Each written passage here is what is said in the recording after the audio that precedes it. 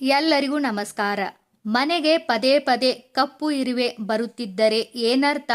ಇದು ಬಂದರೆ ಶುಭವೋ ಅಥವಾ ಅಶುಭವೋ ಎಂಬುದನ್ನ ತಿಳಿದುಕೊಳ್ಳೋಣ. ಮನೆಯಲ್ಲಿ ಕಾಣಿಸುವ ಇರುವೆಗಳು ಶುಭ ಅಥವಾ ಅಶುಭ ಸೂಚನೆಗಳನ್ನು ನೀಡುತ್ತವೆ ಎಂದು ವಾಸ್ತುಶಾಸ್ತ್ರ ಹೇಳುತ್ತದೆ. ಕಪ್ಪು ಇರುವೆಗಳು ಸಂಪತ್ತು ಮತ್ತು ಸಮೃದ್ಧಿಯ ಸಂಕೇತ, ಆದರೆ ಕೆಂಪು ಇರುವೆಗಳು ದುರಾದೃಷ್ಟವನ್ನು ಸೂಚಿಸುತ್ತವೆ.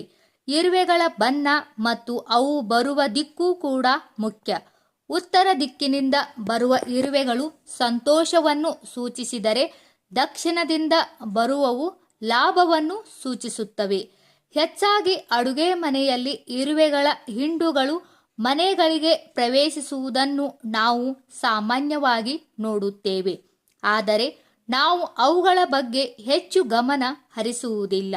ಆದರೆ ಪ್ರತಿಯೊಂದು ಪ್ರಾಣಿ ಅಥವಾ ಪಕ್ಷಿಯ ವರ್ತನೆಯ ಹಿಂದೆ ಒಂದು ಕತೆ ಇರುತ್ತದೆ ಎಂದು ವಾಸ್ತು ತಜ್ಞರು ಎಚ್ಚರಿಸುತ್ತಾರೆ.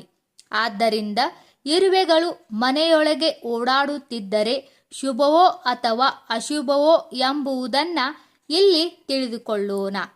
ಕೆಂಪು ಮತ್ತು ಕಪ್ಪು ಇರುವೆಗಳು. ಕಪ್ಪು ಇರುವೆಗಳನ್ನು ಬಹಳ ಮಂಗಳಕರವೆಂದು ಪರಿಗಣಿಸಲಾಗುತ್ತದೆ. ಹಾಗಾಗಿ ನಿಮ್ಮ ಮನೆಯ ಸುತ್ತಲೂ ಕಪ್ಪು ಇರುವೆಗಳು ಓಡಾಡುವುದನ್ನು ನೀವು ನೋಡಿದರೆ ಶೀಘ್ರದಲ್ಲೇ ನಿಮ್ಮ ಸಂಪತ್ತಿನಲ್ಲಿ ಗಮನಾರ್ಹ ಹೆಚ್ಚಳವಾಗುತ್ತದೆ ಎಂದರ್ಥ. ಮತ್ತೊಂದೆಡೆ ಕೆಂಪು ಇರುವೆಗಳು ದುರದೃಷ್ಟವನ್ನು ತರುತ್ತವೆ ಎಂದು ಭಾವಿಸಲಾಗಿದೆ. ಮನೆಯಲ್ಲಿ ಕೆಂಪು ಇರುವೆಗಳು ಇದ್ದರೆ ಅದು ಸಂಪತ್ತಿನ ನಷ್ಟದ ಸಂಕೇತ ಎಂದು ಹೇಳಲಾಗುತ್ತದೆ. ಮನೆಯಲ್ಲಿ ಇರುವೆಗಳಿರುವ ಸ್ಥಳ.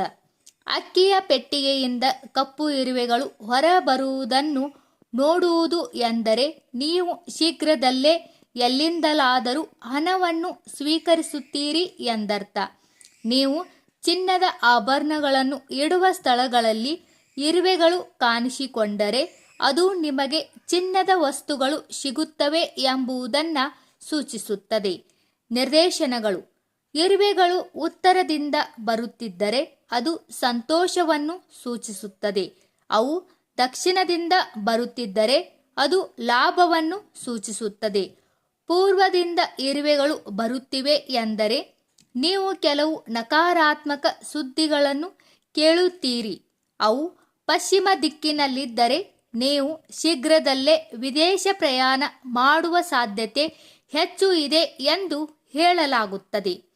ಕೆಂಪು ಇರುವೆಗಳು. ಕೆಂಪು ಇರುವೆಗಳು ಕೆಟ್ಟ ಶಕುನಗಳನ್ನು ತರುತ್ತವೆ ಎಂದು ನಂಬಲಾಗಿದೆ.